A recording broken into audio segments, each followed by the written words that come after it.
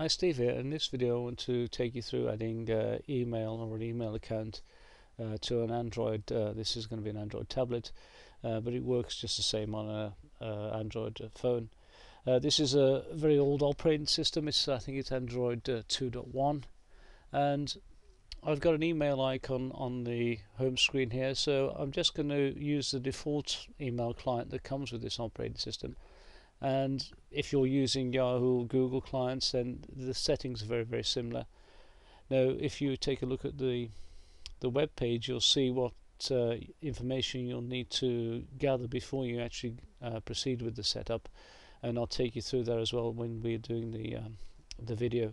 So first we click on the email icon, and it shows we've already got actually 2 email accounts configured on here, and I'm actually going to add the third one, and it's very similar to a desktop client. You can have multiple email accounts associated with the client itself. So to add another client, you go to the menu, click the menu, and you click add to add the email account. This is the button here, add email account, and straight away it gives you this screen here. We're going to type in our email account address, and then we're going to type in the password. This little window here, or button here, send email from this account by default. Because I've got 3 email accounts, I don't actually want this one as my default account. I'm going to untick this one. If it's your only email account associated with this client, then you'll need to leave this one enabled.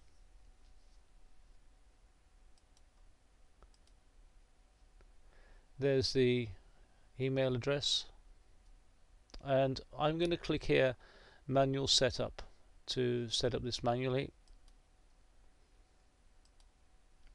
Now it asks me what type of email account I want. I'm going to use an IMAP 4 account, and I recommend you use an IMAP 4 account, and the reason is IMAP actually leaves the email messages on the email server, so even though they might be transferred to your Android tablet or your Android phone, they're still on the server, so you can access them with another email client like a desktop client.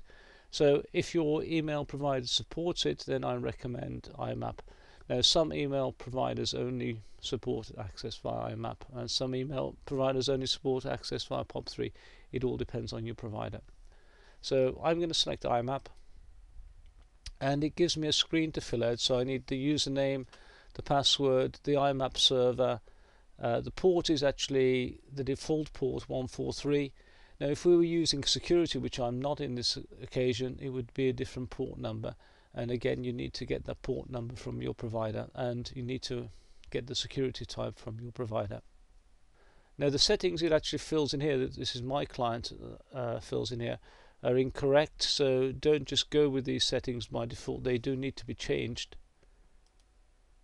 The username, and this is very common, is actually usually the email address. This is the IMAP 4 server. I'm using a one-to-one email account, and everything else is okay. And you'll find the next button right down the bottom here. You might have to scroll down to get to it. If you want to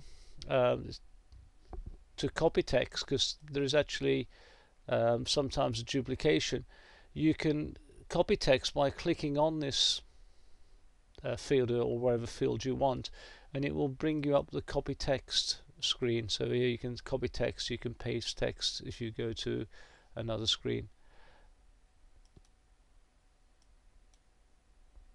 Okay, let's get that's back to our settings.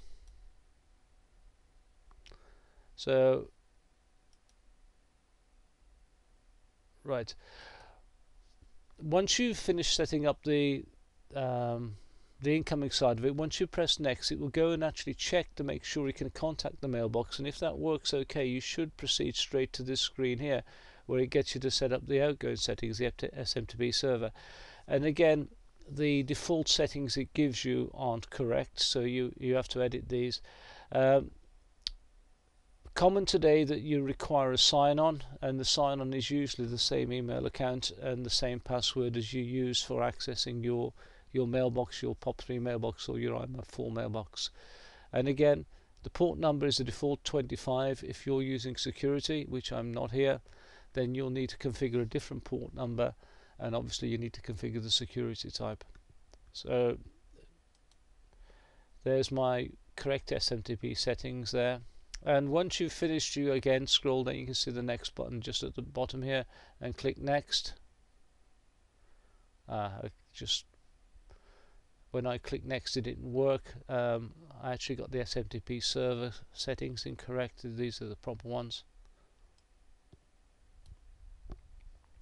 And if that proceeds okay, because it checks that it can send email, it just contacts the server, then you'll be able to set the check frequency. This is how often your email client goes and connects to your email server to check for emails, and the default is every 15 minutes.